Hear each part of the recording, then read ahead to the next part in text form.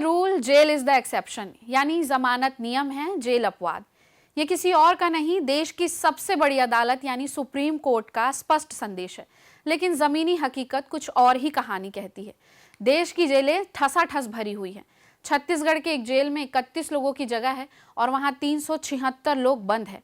ठसाठस भरी हुई ये जेलें सुधार गृह की जगह प्रताड़ना गृह में तब्दील हो चुकी है। जिन्हें जमानत मिल चुकी है वो भी इस प्रताड़ना गृह में सजा काट रहे हैं।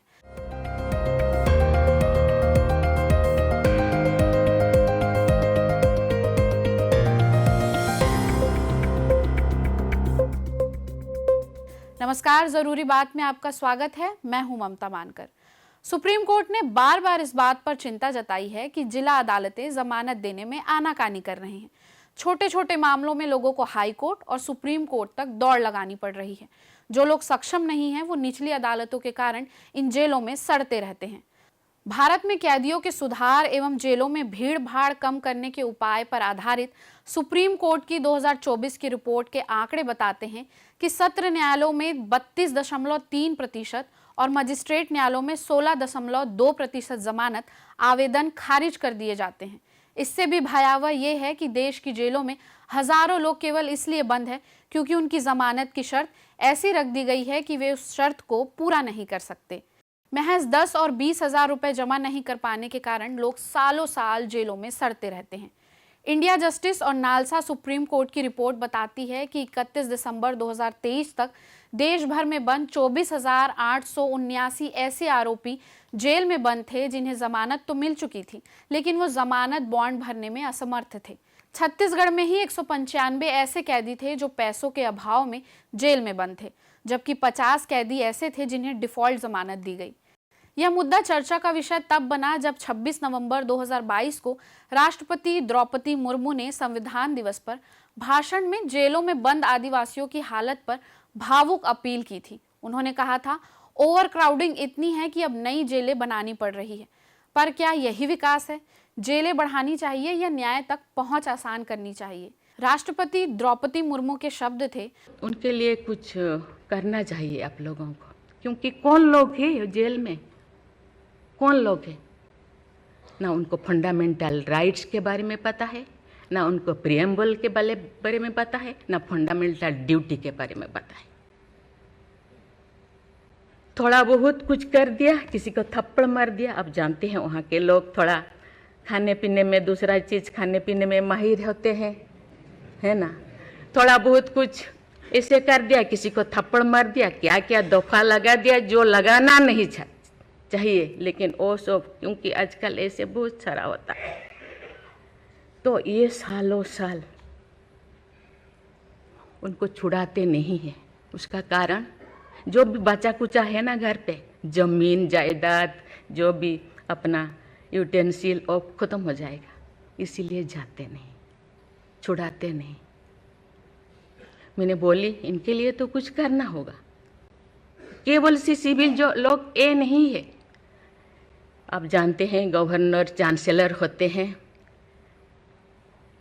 यूनिवर्सिटी का केसेस भी, ये जितने भी यूनिवर्सिटी का वाइस चांसलर, जितने प्रोफेसर कोर्ट का चक्कर लगाते रहते हैं, क्लास में टीचर नहीं होते क्योंकि रोज चक्कर सालों साल, ये क्या हो रहा। तो मैंने बोली कुछ तो करना चाहिए। लेकिन मैं धन्यवाद देना चाहती हूँ, वहाँ तो अपना एक संस्था बनाया है झालसा, है ना, उसके जरिए वो एक दिन में ऐसे काम किए, दिन रात एक दिन में वो शायद 5,000 होगा। एक बार पीके मिश्रा उन दिनों यहीं पे चीफ जस्टिस थे, उनको बुलाया गया, एक दिन में 5,000 केसेस वो ख़त्म कर दिए। सेकेंड टाइम फिर ऐसे ही लिए आपका हायर एजुकेशन का, वहाँ का भी उनको लीम का बुक ऑफ रिकॉर्ड में उनका नाम दर्ज हो गया। वो DN पटेल पूरा भागे भागे आई, हम लोगों को ये किया, मुझे ऐसे करते रहो, क्योंकि उन लोगों को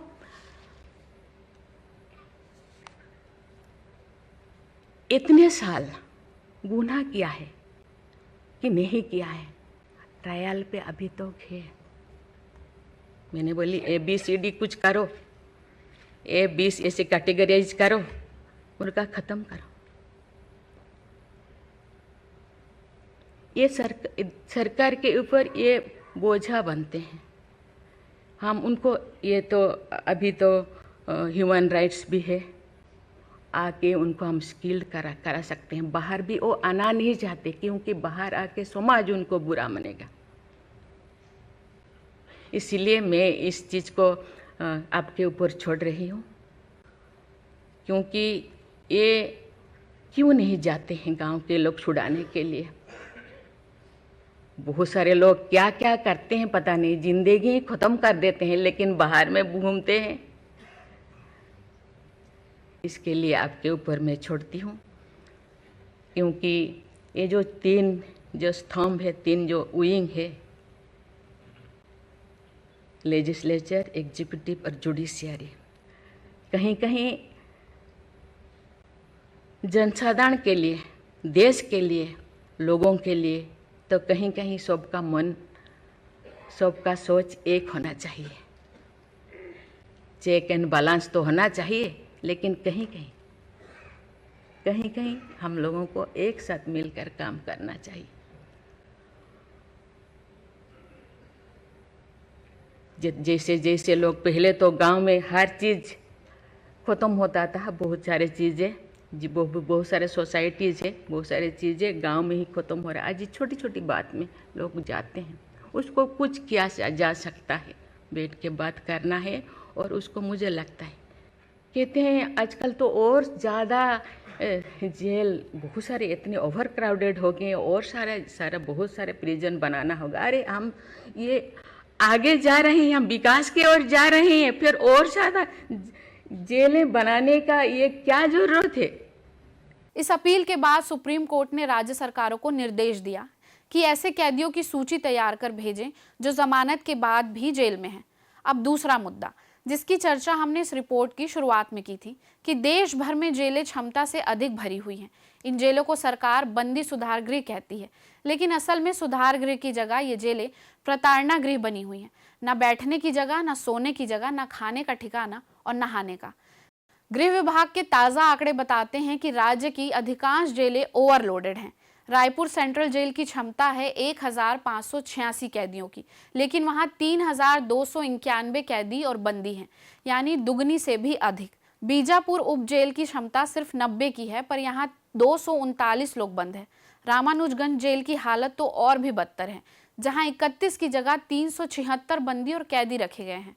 पूरे राज्य की जेलों की स्थिति यही है, जगह कम, कैदी ज्यादा। यह आंकड़े छत्तीसगढ़ की जेलों में क्षमता से अधिक बंदियों की भयावह स्थिति को उजागर करते हैं।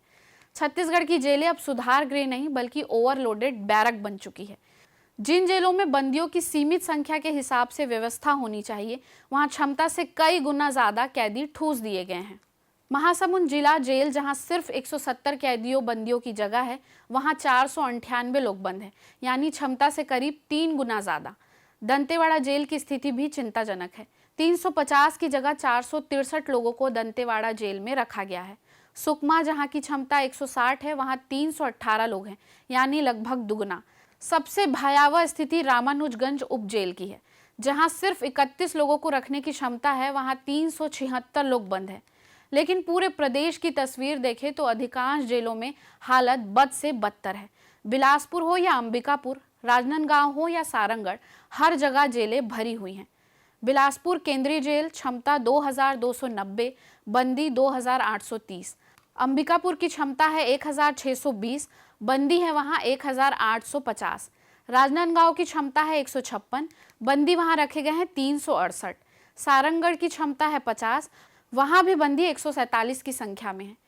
जेलों की इस भीड़ भाड़ में बंदियों के स्वास्थ्य, मानसिक स्थिति और पुनर्वास की बात कहीं खो गई है। जाहिर है, सुधार की जगह सबसे पहली जरूरत इन सुधार गृहों को ही है। राज्य सरकार का दावा है कि राज्य में नई बैरकों और जेल भवनों का निर्माण किया जा रहा है। भाटापारा, भानु प्रतापपुर में नए भवन बन चुके हैं और बेमेतरा में 200 कैदियों की क्षमता वाली खुली जेल का निर्माण भी जारी है। इसके अलावा 2025-26 के बजट में 5 करोड़ की लागत से रायपुर में विशेष जेल बनाने का प्रावधान भी किया गया है। लेकिन सवाल यही है कि क्या और जेलें बनाना ही हल है? सुप्रीम कोर्ट पहले ही स्पष्ट कर चुका है कि जब किसी विचाराधीन कैदी को कोर्ट से जमानत मिल जाए तो जेल अधीक्षक को आदेश की कॉपी ईमेल के जरिए उसी दिन या अगले दिन भेजनी होगी।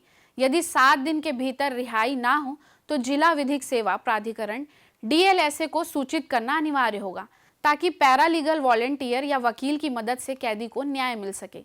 लेकिन छत्तीसगढ़ के सोनाधर नाम के एक बंदी का केस इसका जीता जागता उदाहरण है, जो पात्र होते हुए भी 3 साल तक जेल में रहा। सुप्रीम कोर्ट ने इस मामले को नीति रणनीति का हिस्सा बनाकर मॉनिटर करना शुरू किया था। विचाराधीन बंदियों के साथ मिलकर काम करने वाले वकीलों और विशेषज्ञों ने भारत में जमानत आदेशों के निष्पादन पर महत्वपूर्ण मुद्दों और मामलों में न्यायालय की ओर चल रही पहलों की कमियों की ओर इशारा भी किया था। जेल की कहानी का एक अहम हिस्सा है यहाँ के मानसिक बीमार बंदी और कैदी। छत्तीसगढ़ के जेलों में मानसिक रोगियों की स्थिति का अनुमान आप इससे लगा सकते हैं कि कम से कम 389 बंदी और कैदी ऐसे हैं जो मानसिक अवसाद के शिकार हैं। एक बारगी लग सकता है कि अपराध और सजा के कारण यह स्वाभाविक हो सकता है, लेकिन देश के दूसरे जेलों में ऐसी स्थिति नहीं है। जैसे अब चंडीगढ़ को ही ले लें। केंद्र सरकार के आंकड़े बताते हैं कि चंडीगढ़ में या लद्दाख में तो एक भी बंदी या कैदी मानसिक अवसाद का पीड़ित नहीं है, जबकि चंडीगढ़ लद्दाख में ऐसे कैदियों की संख्या 0 है। आज़ादी के दौर में महात्मा गांधी ने कहा था, अपराध एक बीमार दिमाग का परिणाम है और जेल में इलाज और देखभाल के लिए अस्पताल जैसा माहौल होना चाहिए। लेकिन लगभग 80 साल बाद आज़ाद देश में जेल और बीमार हो चुके हैं।